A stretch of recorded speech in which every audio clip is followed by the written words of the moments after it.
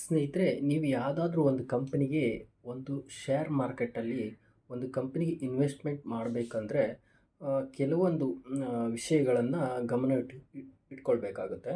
ಒಂದು ಕಂಪನಿಯ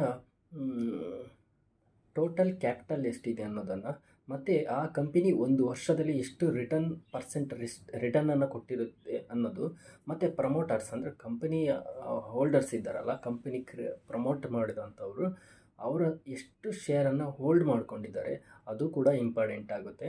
ಮತ್ತು ಫಂಡಮೆಂಟಲ್ ಸ್ಟ್ರಾಂಗ್ ಇರುವಂಥ, ಪ್ರತಿ ವರ್ಷದಿಂದ ವರ್ಷಕ್ಕೆ ಗ್ರೋತ್ ಕೊಡುವಂಥ ಕಂಪನಿಯನ್ನು, ಮತ್ತು ಒಂದು 10ರಿಂದ 15 ವರ್ಷ ಕಂಪನಿ ಇದೆ ಅಂತ ನೀವು ಅದನ್ನು ಸಹ ತಿಳ್ಕೊಳ್ಬೇಕಾಗುತ್ತೆ. ಅದು ಕನ್ಸಿಸ್ಟೆಂಟಾಗಿ ಪ್ರಾಫಿಟನ್ನು ಕೊಟ್ಟಿದ್ದರೆ ನೀವು ಆ ಕಂಪನಿಗೆ ಇನ್ವೆಸ್ಟ್ಮೆಂಟ್ ಮಾಡಿ ಮತ್ತು ಅದರ ಬಗ್ಗೆ ನೀವು ವಾಚ್ ಮಾಡ್ತಾಯಿರಿ. ನಿಮ್ಮ ರಿಟರ್ನ್ ಎಷ್ಟು ಅಂತ ನೀವು ಎಕ್ಸ್ಪೆಕ್ಟ್ ಮಾಡಿರ್ತೀರಿ, ಅಷ್ಟು ರಿಟರ್ನ್ ನೀವು ತಗೊಂಡು ನೀವು ಅದನ್ನು ಲಾಭ ಮಾಡ್ಕೊಳ್ಬೋದು. ಖಂಡಿತ ನೀವು ಕೂಡ ಇನ್ವೆಸ್ಟ್ಮೆಂಟ್ ಮಾಡಲಿಕ್ಕೆ ಒಳ್ಳೆಯ ಅವಕಾಶ ಈಗ ಸಿಕ್ಕಿದೆ. ಮುಂದಿನ ದಿನಗಳಲ್ಲಿ ಒಳ್ಳೆಯ ರಿಟರ್ನ್ ಕೂಡ ನಮ್ಮ ಶೇರ್ ಮಾರ್ಕೆಟು ಒಳ್ಳೆಯ ಪರ್ಫಾರ್ಮ್ ಕೊಡ್ತಾ ಇದೆ. ಸೊ ಹಾಗಾಗಿ ನೀವು ಇನ್ವೆಸ್ಟ್ಮೆಂಟ್ ಮಾಡಲಿಕ್ಕೆ ಇದು ಒಳ್ಳೆಯ ಟೈಮ್ ಅಂತ ನನ್ನ ಅನಿಸಿಕೆ, ನನ್ನ ಅಭಿಪ್ರಾಯ.